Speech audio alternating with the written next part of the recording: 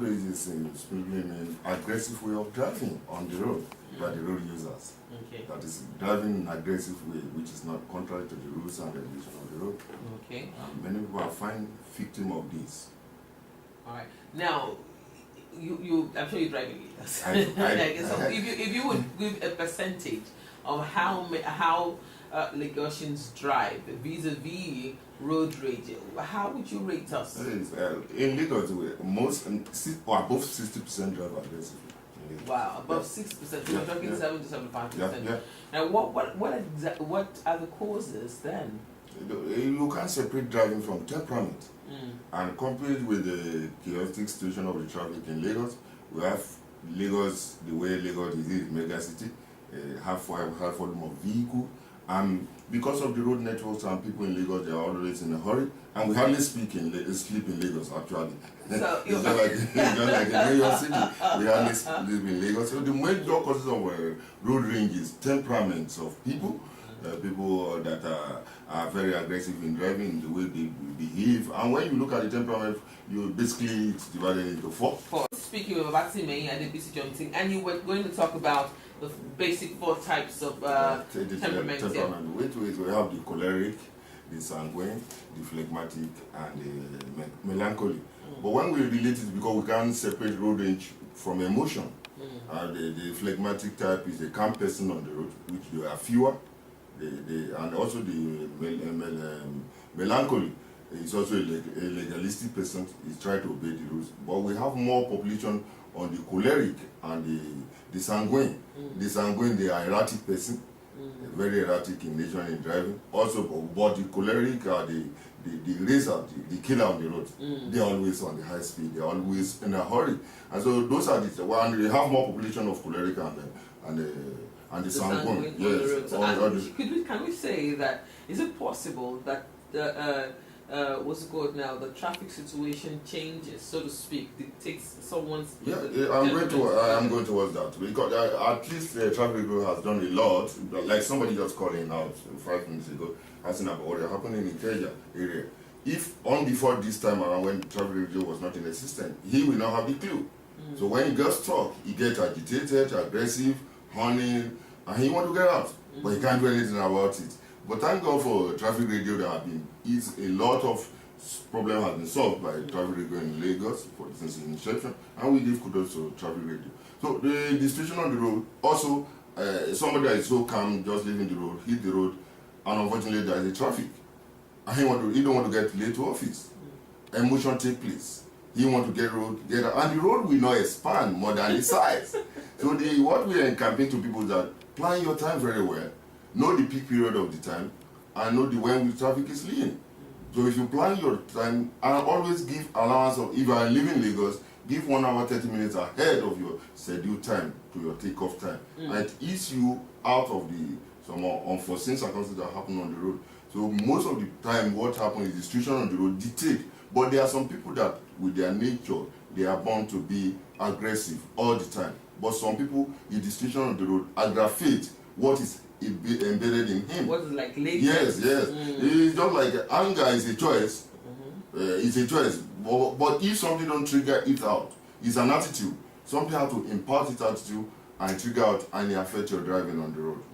All right, now, because I've seen a couple of people who are actually calm in their daily lives. They're calm, and then they get on Lagos roads, and then something else happens when they're in traffic. So how do we manage this now? Vis-a-vis our temperament. That's what I'm saying. It's part of emotion. So it's hidden. You don't know. Somebody in gentle, low, calm, entire, but something is hidden. That the major role consists of somebody cutting in front of you. It's impatient. And I remember in those days when I was still in road safety several years ago, we used to say impatient driver will soon become a patient.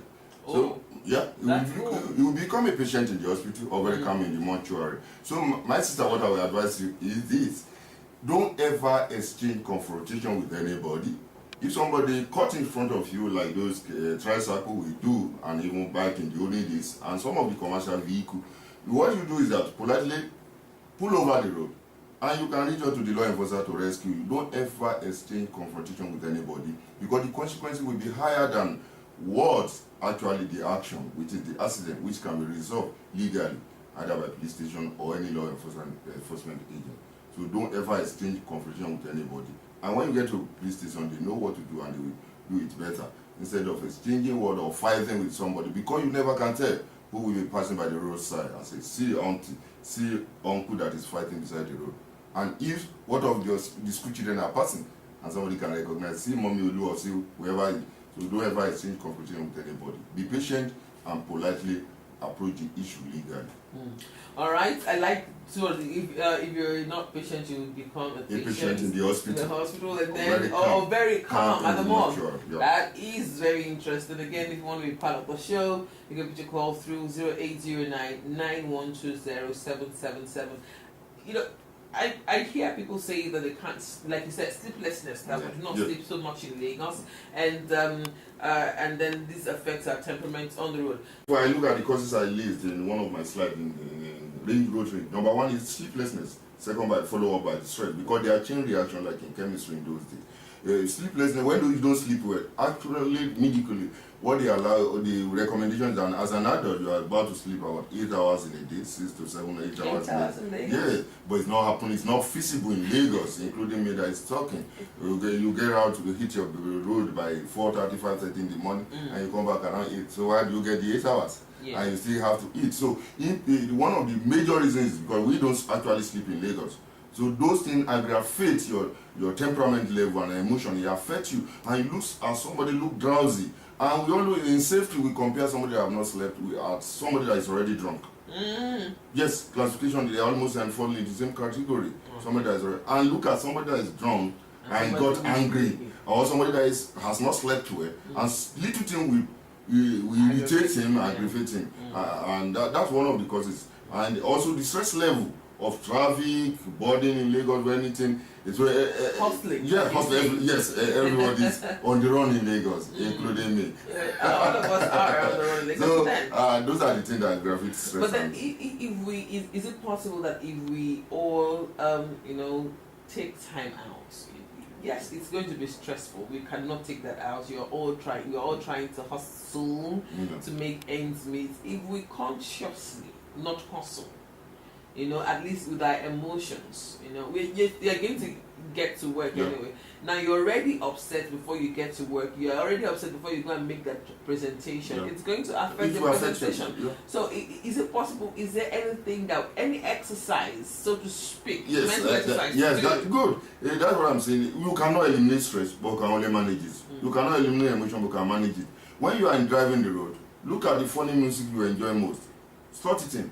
Or tune into traffic radio like this that always inspire people.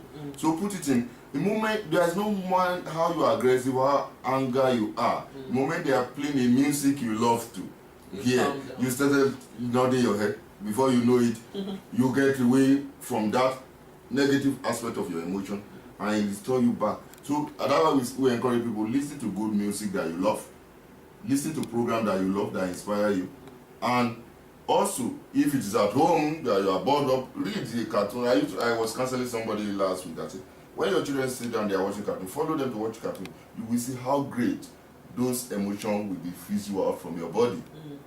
So those programs that will read the books that can motivate you, that make you laugh, to relax your tension, listen to good music that will relax you, and cast your mind back. I was telling my wife yesterday when we said, "How you not live for this one?" I said, "There's nothing I can do." I tell people when you're on the road, be calm, be patient, because if you are not patient, just like we quoted, you will be a patient or very calm in the moment.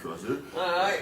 That's one of the things I'm going to, and of course I'm going to take away also the 5 fingers. Yes. Just show you the 5 fingers. Many people that most questions we fought for on the road, they are just questions. You are not going to be the person that yes, maybe. Your mother is at home. It's not insult.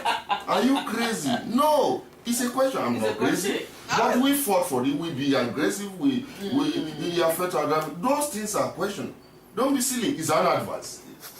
Oh, It's advice. It's advice. But we have quarreled on the road because of those things.